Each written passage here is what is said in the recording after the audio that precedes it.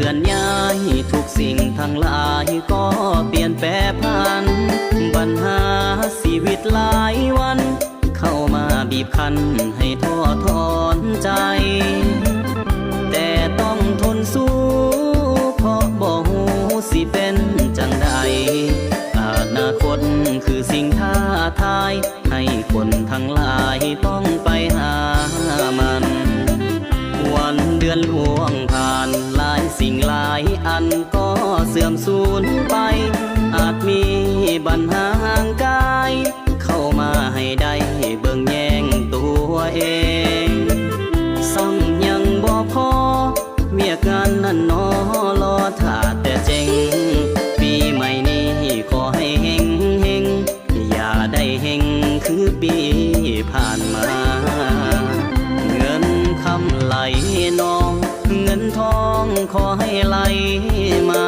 มีโชคใส่กันทุกทั่วหน้าขอได้อย่าพากันขาดสนมีกินมีใสตลอดไปอย่าได้กังวลมั่งมีสีสุขร่ำรวยทุกคนโชคทั้งตลอดปีโชคดีตลอดไปต้อนรับปีใหม่ขอจงได้อยู่ดีมีแหงความเจ็บป่วยอย่าได้แทรกแซงขอให้แข็งแรงอายุยาวมันเมื่อตอนหลับฝันให้เจ้านั้นได้เงินหมื่นแส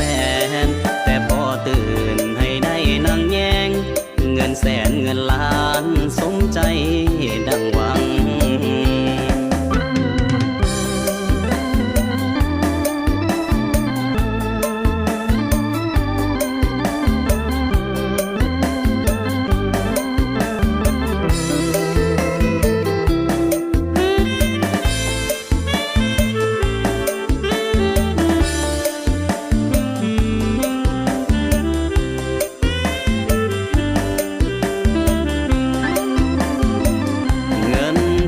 ไหลนองเงินทองขอให้ไหลมามีโชคใส่กันทุกทั่วหน้าขอได้อย่าพากันขาดสนมีกินมีใสตลอดไปอย่าได้กังวลมั่งมีสีสุขร่ำรวยทุกคนโชคทั้งตลอดปีโชคดีตลอดไปต้อนรับปีใหม่ขอจงได้อยู่ดีมีแหงความเจ็บป่วยอย่าได้แทรกแซงขอให้แข็งแรงอายุยาวมันเมื่อตอนหลับฝันให้เจ้านั้นได้เงินหมื่นแสนแต่พอตื่นให้ได้นั่งแยงเงินแสนเงินล้านสมใจดังหวังสบายดีปีใหม่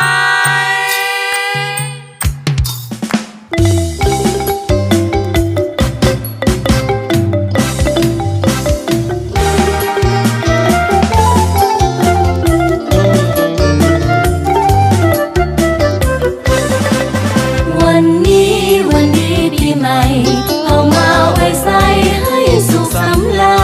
ญมาสร้างแดนนี้ให้เป็นแดนสวรรค์มาสร้างแดนนี้ให้เป็นแดนสวรรค์มาฟ้อนรำกันฉลองวันปีใหม่ความทุกข์ที่เคยประสบจงอย่าได้พบผ่านอีกต่อไปสูญสิ้นไปเสียสิ่งที่เศร้ามองใจ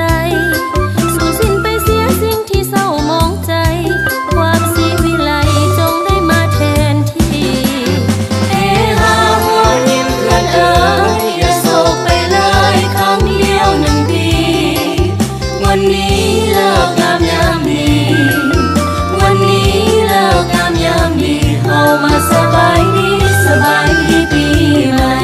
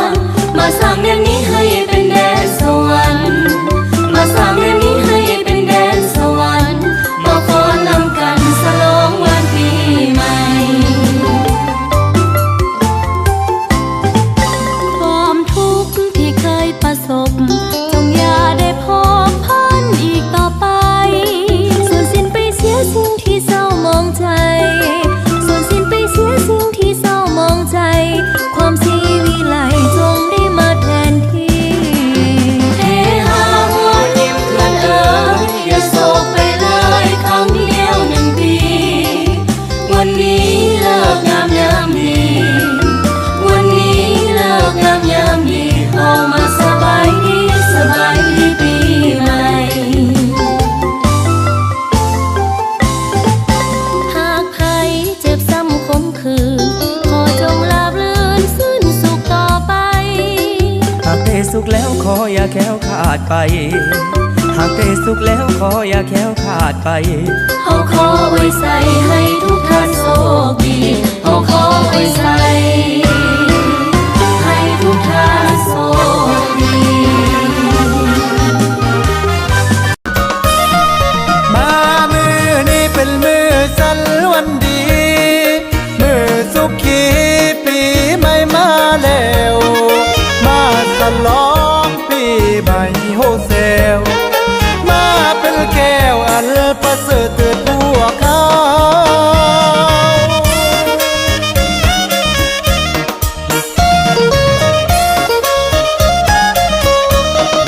ใน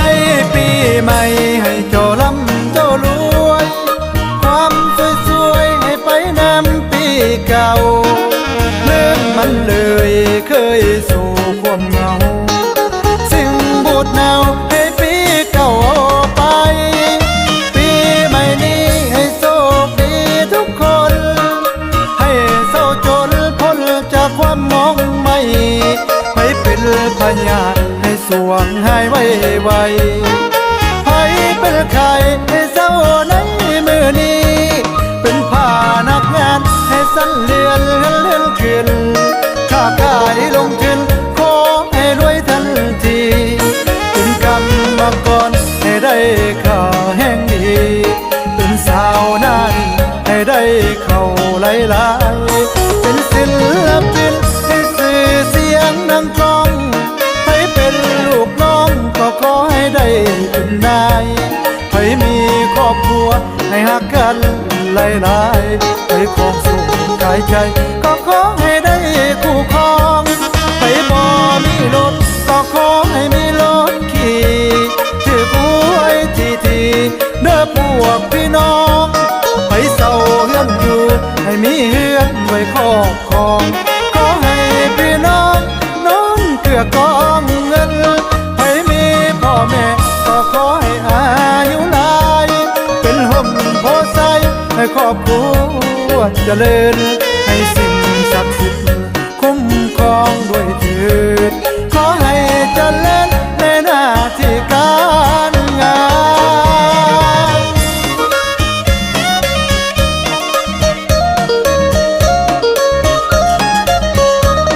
อวยพรให้รวยเบิดบานอวยพรให้รวยเบิดบานทั้งแขวงเมืองกำแพงท้องถิ่นขออวยพรให้ประเทศชาติเจริญขึ้นนำนันคงไว้ให้ประชาชนพ้นความลำบากขอให้ผู้นำแก่งแง่งตุกผ้าผ้าเมืองบ้านแม่นนุ่งเรืองให้ดื้อกระเดืองเรื่องความเก่าอวยพรภาษาลำรวยเด้